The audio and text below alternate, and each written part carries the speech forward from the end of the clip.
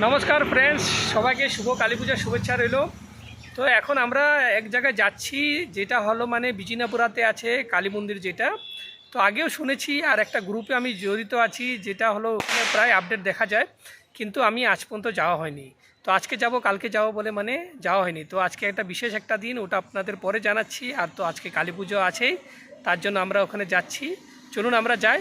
আর শুনেছি কেয়ারপুরমে আরেকটাও কালী মন্দির আছে, দেখি যদি সময় থাকে তো ওখানে যাওয়ার চেষ্টা করব। চলুন ওখানে গিয়ে আপনাদের দেখানোর চেষ্টা করো কেমন কি আছে, আমরাও দেখিনি, তো সাথে আপনাদেরও নিয়ে চলছি। চলুন। যাওয়ার পথে আমরা এখন এই মিষ্টির দোকানটায় দাঁড়িয়েছি। কিসের জন্য? মায়ের জন্য, ভোগের জন্য কিছু মিষ্টি নিয়ে যাওয়া বলে ভাবছি। তার জন্য মাম্পি ওখানে ভিতরে গিয়েছে, তারপরে আর কিছু ফুল টুল এগুলো আছে পুজোর জিনিস, ওগুলো পরে নিব। মন্দিরে এসে পৌঁছে গেছি, আপনাদের সাথে মানে ভিতরে বেশি কিছু শেয়ার করতে পারিনি। কিসের জন্য? সবাই ভিড়ভাড় ছিল, আর তখন অঞ্জলির সময় হয়ে গেছিলো। এতই কপাল ভালো আমরা অঞ্জলিও নিতে পেরেছি মানে। আর তার জন্য চলুন আপনাদের এখন মন্দিরে, এখন সব কিছু অঞ্জলি হওয়ার পরে আপনাদের সাথে দেখাচ্ছি মন্দিরে। দেখুন মন্দিরের বাইরের দিকটা এরকম দেখে, এটা হলো একটা গ্রাউন্ড ফ্লোরে আছে, শুধু গ্রাউন্ড ফ্লোর অবধি মন্দিরটা আছে। আর মন্দিরটা হলো কিন্তু এখানে পুজোটা বহুত পুরাতন পুজো, যতটুকু আমি সার্চ করে দেখেছি। শুনেছি বলে এটা 1973 থেকে পুজোটা হচ্ছে। এয়ারফোর্স আর আইআইটির কয়েকজন বাঙালি সদস্য মিলে পূজাটার আয়োজন করেছিল। তখন বলতে পারবেন আধা ডজন মানে এরকম আপনার ফ্রেন্ড সার্কুলার হবে যারা বেঙ্গলি মানুষ ছিল, তারাই পূজাটার আয়োজন করেছিল। আর এখানে সামনে দেখতে পারবেন মন্দিরের টাইমিংটা দেওয়া আছে। তো মন্দিরের টাইমিংটা আপনাদের বলে দিচ্ছি, সকাল 7টার থেকে দুপুর 1টা অবধি, আর বিকেল 4টার থেকে রাত্র 9টা পর্যন্ত। তো সামনে এদের দেখতে পারেন সুন্দরভাবে এরা প্যান্ডেল আয়োজন করেছে। তো আসার পথে এরা কিন্তু মানে পার্কিং দিচ্ছিল না, পরে যেমন রিকোয়েস্ট করা হলে পার্কিং দিয়েছে, কিন্তু বিকেলে আসলে কিন্তু এখানে পার্কিং পাওয়া যাবে না। কিসের জন্য? মানুষজন এখানে বসবে। আর এই মন্দিরের যে লোকেশনটা আছে, আমি এটা লিঙ্কটা আমি ডিসক্রিপশনে দিয়ে দিব। দেখুন মায়ের যে মন্দিরের বাইরের দুয়ারটা কি সুন্দরভাবে সাজিয়েছে, প্রচুর মানুষজন ছিল। আর দেখুন এই যে মায়ের প্রতিমাটা, অনেক দিন পরে এরকম লাগছে। আমি তো মোটামুটি বাড়ির থেকে আসা 1.5 বছরের উপরে হয়ে গেছে। তো আমারও বাড়ি কিন্তু যেখানে থাকি আমাদের গ্রামে, তো তার আগেই কিন্তু কালীবাড়ি আছে, কালীবাড়ির পিছনে আমাদের বাড়ি। তো ওই মায়ের প্রতিমাটা দেখার পরে সত্যি কথা, এই মায়া মানে কালী পুজোর মানে একটা যে ছোটোবেলা যে আমাদের বাবা একটা আয়োজন করতো বাড়িতে, যে সুন্দরভাবে সাজিয়ে কলা গাছ লাগিয়ে দুয়ারে, তো মন্দিরে গিয়ে আমরা সারাদিন খেলাধুলা করতাম, মন্দির ঠাকুরমশাই ওখানে পুজো পাঠ করতো। তো ওই দিনগুলো মানে এখন মনে পড়ে গেছে দেখে, তো মনটা খুবই শান্তি লাগছে। যাই হোক, মায়ের এতদিন ধরে আসবো আসবো করে ভাবছি আসতে পারিনি। তো যেহেতু মায়ের ডাক আজকে পড়েছে, তো আজকে আমাদের কপাল ভালো যে আমরা এসে পৌঁছি এখানে।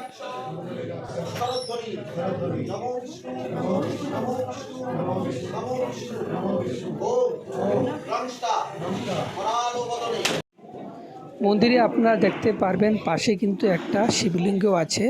আর দেখুন আজকের দিনটা তারিখের সাথে কিন্তু বারটাও মিলে গেছে, আজকে যেহেতু সোমবার। তো আমরা শিবলিঙ্গতে জল দিয়েছিলাম, জল দিয়ে তারপর প্রার্থনা করে বেরিয়েছিলাম। মনটা খুবই ভালো লেগেছিল। আর এখানে পাশে দেখতে পারবেন খোলামেলা একটা জায়গা আছে, আর অনেক মানুষজনও ছিল। আর একটা বাঙালি পরিবেশ হয়ে উঠেছে, যেখানে সবাই নিজে নিজের কামকাজে ব্যস্ত, যেহেতু বিকেলবেলা একটা অনুষ্ঠান আছে পুজোর জন্য। তো এখানের মধ্যে কেউ ফুলের মালা গাচ্ছে, তো কেউ শাকসবজি কাটছে। আর সামনে ওখানের মধ্যে খিচুড়ি কিছু ভোগ প্রসাদ বানাচ্ছে। কিসের জন্য? যারা দর্শালু আছে তাদের সুন্দর বাটিতে করে ওরা খিচুড়ি পরিবেশনও করছিল। আর একটা কথা হলো, আপনাদের যদি এখানে অন্নপ্রাশন ইয়া জন্মদিন কার যদি বানানোর থাকে, তো আপনারা এখানে মন্দির কমিউনিটির সাথে কথাবার্তা বলে আপনারা এখানে আয়োজন করতে পারেন, ওরা সুন্দরভাবে আয়োজন করে তুলবে। তো কেমন লাগছে আপনাদের জানাবেন। মন্দিরের ভিতরে আপনাদের দর্শন করার চেষ্টা করছি যে মায়ের প্রতিমাটা কেমন দেখতে। আর আমাদের তো প্রথম আশায় এই যে মাম্পির সাথে। হ্যাঁ, ভালো লাগছে। এখানে আমি প্রথম কালীবাড়ি দেখেছি, ঠাকুর জানতামই না, তো আসে খুবই ভালো লাগছে। আর আজকে বিশেষ একটা দিন, তার জন্য আরও খুব ভালো লাগছে। কি বিশেষ দিনটা পরে যাই বলবো কি আছে, স্পেশালি দিন, তার জন্য। আর ভালো দিনে যে একটা পুজো দিচ্ছি, তার ভালো লাগছে মনটা। এরপর আমরা দ্বিতীয় একটা কালীবাড়িতে চলে এসেছি। প্রথম যে কালীবাড়িতে গিয়েছিলাম ওখান থেকে এটা বেশি দূর না, শুধু ওখান থেকে 2 থেকে 3 কিলোমিটার হবে। তো সামনে আপনারা দেখতে পারবেন, নাম কি হলো মন্দিরে, কেয়ারপুরম কালীবাড়ি। তো আপনারা গুগলেও সার্চ করলে লোকেশনটা পেয়ে যাবেন। তা আমি ডিসক্রিপশনে দুটো কালীবাড়ির লোকেশনটা আমি দিয়ে দিব। মায়ের যে এত কৃপা, দেখুন ব্যাঙ্গালোরে এত বছর ছিলাম, তো একটাও কালীবাড়িতে আমরা ভিজিট করতে পারিনি। আজকে মায়ের কৃপাতে দেখুন একই দিনে দুটো কালীবাড়ি আমরা দর্শন করতে পেরেছি। মন্দিরের টাইমিংটা হলো আপনারা যে ঠাকুরমশাইয়ের সাথে কথাবার্তা বলে জানতে পেরেছি সকাল 6টার থেকে 1টা আর বিকেল হলো আপনার 4টার থেকে 9টা। তো আজকে পুজোর দিন হিসাবে তো আজকে টাইমিংটা অল্প অন্যরকম হতে পারে। তো সামনে দেখতে পারবেন এখানের মধ্যে খিচুড়ি, তো এখানে লাবড়া এগুলো বানানো হচ্ছে, যেহেতু বিকেলবেলা আয়োজন করা হচ্ছে পুজোর জন্য, মাকে ভোগ দেওয়ার পরে সবাইকে এই খিচুড়ি লাবড়া দেওয়া হবে। তো মন্দিরটাতে এসে আমাদের খুবই ভালো লাগছিল। কিসের জন্য? একদম মন্দিরটা আপনার সিম্পল, যে বাইরে আপনারা দেখতে পারবেন যে লোকেশনটা এরকম, তো এরকম অর্ডিনারি কিছু নেই। তো আপনাদের এখানে এসে নিশ্চয়ই খুবই ভালো লাগবে। আমরা বাড়িতে আসার পরে তো আমি তো রেস্ট নিয়েছিলাম, কিন্তু মাম্পি কিছু কিছু কাজ ছিল।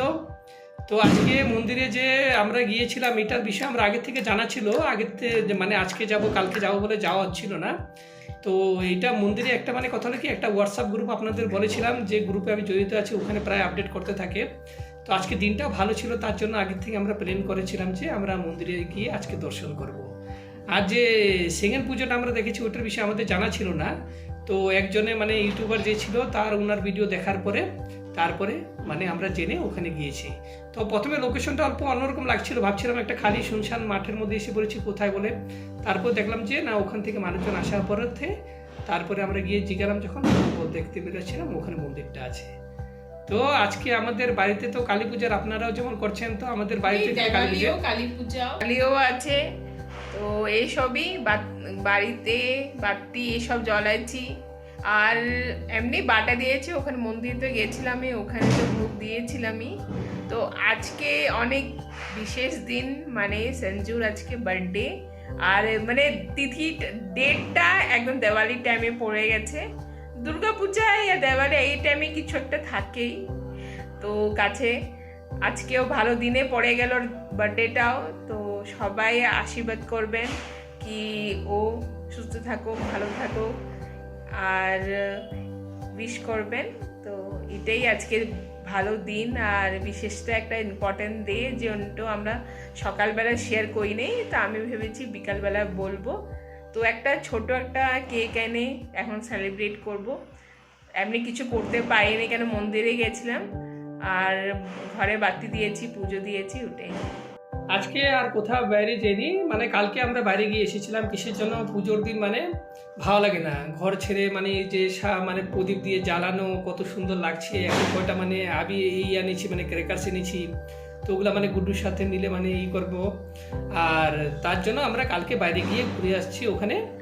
আর আজকে আমাদের বাড়িতে যে কেমন কিভাবে মানে ডেকোরেশন সিম্পল সাদাভাবে করা হচ্ছে আপনাদের দেখাচ্ছি। এই দেখুন আমাদের এই যে ঠাকুরের আসনটা, তো এখানে আছে ঠাকুর বিরাজমান। আর এই যে সামান্য কোনো কিছু না, ওরকমের টুনি লাইট দিয়ে সিম্পল সাদাভাবে জানানো হয়েছে।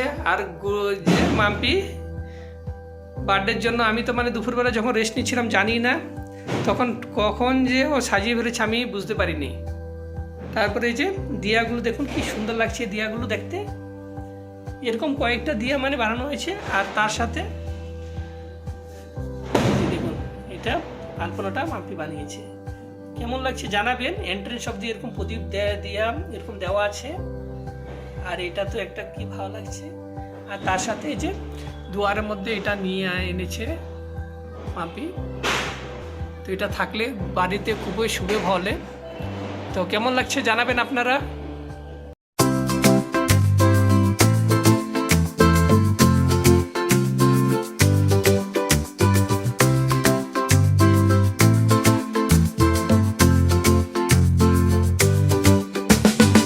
কমই নেই কম, দেখুন মাম্পি যে কেকের সাথে সাথে তারপরে আর বাইরে তো পটাকার যে আওয়াজ হচ্ছে, এ হলো পনির বন। আর তার সাথে হলো আমাদের গরম গরম চা। রাতের কি আয়োজন আছে ওইটাও সারপ্রাইজ আছে, যাই না এখনও।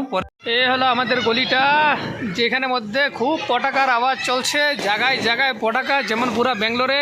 আর এখানে মানুষজন সেজে টেজে বা সেলফি ফটো নিচ্ছে, এরা ছবি তুলছে।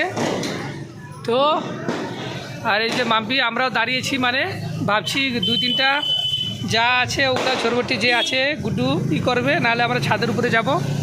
দেখুন এখানে বাচ্চা তারা খুব খুশি।